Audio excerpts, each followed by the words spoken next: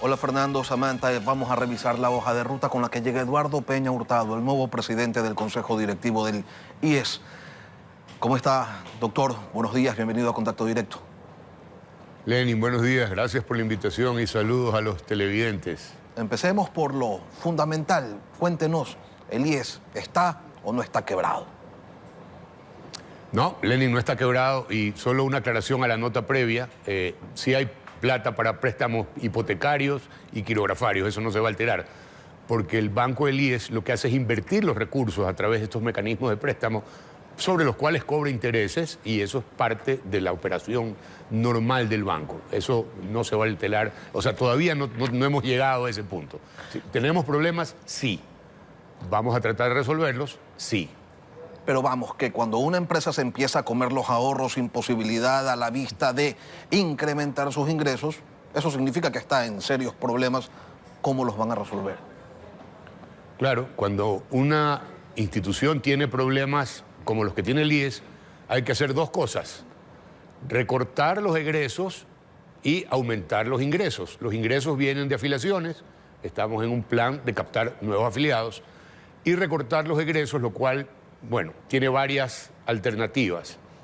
Ser más eficientes es una de ellas, disminuir el tamaño de la institución, es decir, tener un plan de optimización de recursos en donde ya arrancamos el 31 de diciembre del año pasado, hemos suspendido 580 contratos ocasionales, lo cual nos representa un ahorro de 12 millones de dólares anuales. Nada, en un presupuesto de 10.000 millones de dólares.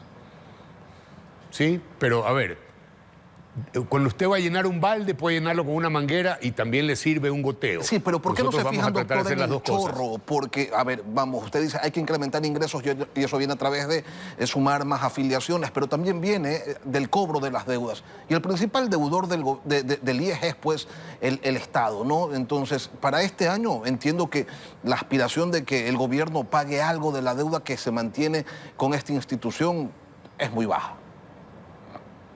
Sí, a ver, no es muy baja, hay serios problemas en la caja fiscal y eso lo sabemos todos, sin perjuicio de lo cual el IES puede cobrar, por ejemplo, a través de la transferencia de activos. Estamos conversando con el Ministerio de Finanzas para que Inmobiliar nos pase activos para ir disminuyendo esa deuda. ¿Qué hacemos con esos activos? Nos damos la vuelta y los vendemos o en su defecto los alquilamos para tener otros ingresos, en el lado de cobros al Estado, digamos, que evidentemente tiene que cumplir con su 40%, y hemos presupuestado este año que nos va a transferir 2.200 millones más o menos. Ese es el problema, tiene que cumplir con el 40%, pero no lo ha cumplido antes, y este 2024 tampoco lo va a cumplir, no está presupuestado. Ustedes no lo cuentan dentro de su presupuesto y por ello es que tienen que recurrir a tomar dinero del BIES en una acción que no es deseable, pero sobre todo, doctor, y usted lo sabe, no es sostenible en el tiempo. Se necesita de una reforma estructural. ¿Se van a embarcar en eso? Sí, señor. De hecho, Lenin, hay dos proyectos de reforma estructural. El primero, que fue desarrollado en el gobierno del presidente Lasso, que le encargó a Augusto de la Torre que haga una propuesta para el tema de jubilaciones. Y el segundo es uno que tiene el IES propiamente dicho. El IES tiene un departamento técnico que ha desarrollado un conjunto de reformas, quizá más dura la de Augusto de la Torre, quizá más blanda la del IES. Sin embargo, nosotros vamos a coger lo mejor de ambas, porque esta reestructuración tiene que ser aprobada por la Asamblea Nacional. Entonces, la idea es presentarle a la Asamblea Nacional una alternativa conjunta que permita de una vez por todas que a largo plazo el IES no tenga ningún tipo de problemas. ¿Qué identifican como duro? ¿Qué identifican como blando? Y se lo pregunto directamente, doctor Peña, ¿la actual situación financiera del IES está como para ser blandos, como para ser blandengues, si cabe el término? No, definitivamente hay que ser un poquito duros, pero progresivamente. Es decir, le recuerdo que nosotros somos un prestador, somos la compañía de seguros más grande del país. Le brindamos atención a alrededor de 12 millones de personas, atención médica. Y el sistema estaba programado para brindarle al número de afiliados, que en este momento es 3.200.000. Entonces, cuando usted tiene un sistema pensado para 3 millones, pero está atendiendo a 9, 10 o 12 millones, obviamente va a tener problemas. Entonces, lo que estamos haciendo es, bueno, hemos ido a prestadores privados para que nos ayuden a solventar el problema en nuestros hospitales y estamos trabajando en planes de eficiencia para que nuestros hospitales operen con menos personal sin disminuir la calidad de la atención.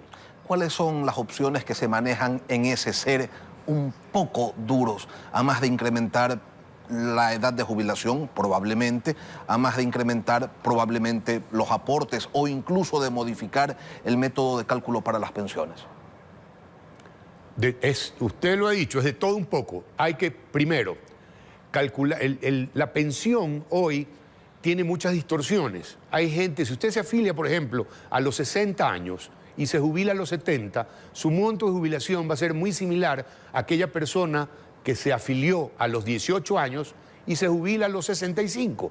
Entonces, esa distorsión hay que corregirla. Tenemos lista el proyecto de ley para que vaya a la Asamblea y corrija esa pequeña parte, pues es una de las partes que hay que corregir. Segundo lugar, hay unas jubilaciones atípicas, porque en el siglo pasado, cuando se estructuró el IES, había profesiones muy riesgosas. Ejemplo, zafreros, personas que trabajan en la industria del cemento. Ellos tenían unas jubilaciones mucho más tempranas. Creo que a los 20 años podían jubilarse. Hoy la tecnología permite que la vida media de estas personas sea igual que los demás trabajadores. Entonces, no hay razón para mantenerlas. Hay que corregirlo. Entonces, cosas como estas que nos encontramos, que son distorsiones del pasado, digamos. Porque si usted me pregunta, le recuerdo que en el siglo pasado, cuando arrancó el IES hace 93 años, las personas vivían en promedio en el Ecuador 70 años. Hoy el promedio para los hombres es de 81 años y para las mujeres es de 84. Es decir, si usted se jubila a los 65, va a vivir por lo menos 15 años más. 15 años más en donde usted es un adulto mayor que tiene unas consecuencias para el costo de su salud que son un poco más altas. Ejemplo, tiende a ser hipertenso, mucha población es diabética y esos costos tiene que absorberlos la Seguridad Social. Y no estaba programada para eso. Y la propuesta que van a presentar, entiendo que también va a plantear que los familiares del afiliado, si reciben atención médica, pues tengan que pagar por ella. Sí, señor. Eso deberá, digamos, tenemos que conversarlo también, porque la idea es que todos estos participantes que fueron incluidos en las atenciones del IES, le hacen los hijos entre 3 y 18 años, nunca fueron aportantes, es decir, no estaban programados. Entonces, si bien desde el punto de vista demagógico es muy interesante y desde el punto de vista de salud social es muy importante para estas personas poder acceder al servicio, para el IES tener esta carga no programada sí es un costo y alguien tiene que pagar la planilla. Entonces, o lo pagan los papás de los hijos y se les cobra por cada hijo, o lo pagan todos de manera solidaria y les cobramos a todos. Pero estamos en, justamente, esas son las soluciones posibles para la crisis. Y ya que hablamos de costos, doctor Peña, ¿quién va a asumir el costo político de una decisión de ese tipo? ¿Tiene el presidente Noboa la voluntad para hacerle frente a una reforma de esa magnitud? Se lo pregunto porque él tiene la aspiración de reelegirse y los políticos antes de entrar a una campaña no se involucran en este tipo de batallas. Bueno, le recuerdo que este tema es un tema que tiene que decidirlo la Asamblea Nacional. O sea, mucho de lo que hemos conversado no es una decisión del Consejo Directivo del IES. Estas reformas tienen que ir a la Asamblea Nacional y ser discutidas ahí. Lo que nosotros estamos haciendo es preparar el proyecto para poder explicárselo a la Asamblea Nacional, junto con la necesidad imperiosa de arrancar el proceso, porque si este tema no lo discutimos, Lenín, y no lo ponemos en la palestra, bueno, lo que va a pasar, usted lo ha dicho, pues en 3 años no tendremos cómo pagar pensiones, o 3 o 4 años serán críticos para nosotros. Y ahí el que va a tener que asumir nuevamente la responsabilidad de los jubilados, más de los enfermos terminales, más de aquellas personas de la tercera edad que necesitan medicinas, va a ser el Estado ecuatoriano. Entonces, de angas o de mangas, le va a tocar al Estado asumir. Y déjenme decir otra cosa, no solamente pasa esto en el Ecuador, la seguridad social es un problema mundial, porque cuando fue desarrollada en el siglo pasado, las condiciones eran diferentes a las actuales y eso ha hecho que todas hayan tenido que tomar reformas en el camino. Quizás nosotros estamos un poco más atrasados en las reformas, pero tenemos que ir allá sí o no.